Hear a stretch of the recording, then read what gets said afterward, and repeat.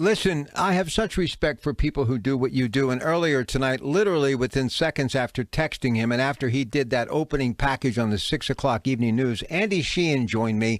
As far as investigative reporting and reporting, I don't know if there's ever been any better in the city of Pittsburgh, but he was talking about everything concerning the shooting incident in Butler and a lot of the blame, people pointing fingers at everyone, as opposed to what many people believe the finger should be pointing at, and it's at our Secret Service.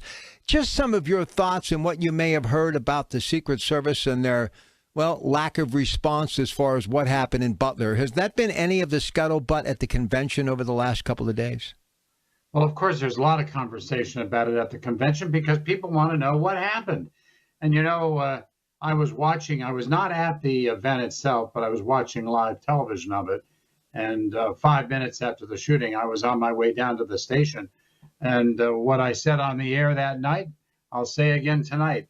There was something incredibly wrong with security. And I've been to a lot of these kinds of rallies, Rob, as you know, for many, many decades. And the fact is that the area in which a presidential candidate or, frankly, people gathered is always considered secured. And I've always felt very safe because you go through metal detectors, you get wanted, the dogs sniff your equipment. I mean, there's just a lot of protection there. And why they did not include this American Glass Research building, set of buildings, in the secure area when it was easy to shoot from the rooftop is just totally beyond me.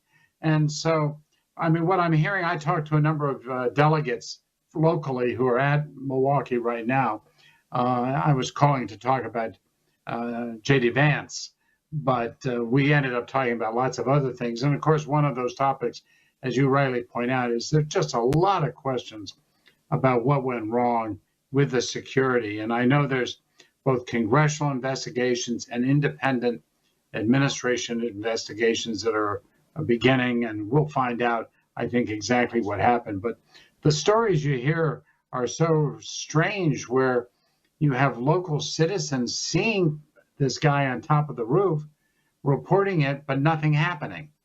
I mean, it just boggles the mind, and you feel so badly for our fellow Pennsylvanian who was killed, the two other who were injured, and of course, even for the former president. I mean, we don't really know the nature of his wounds. We've had no medical reports. All we know is what he tells us, but it sure did look like there was a shot to the ear. Now, beyond that, who knows?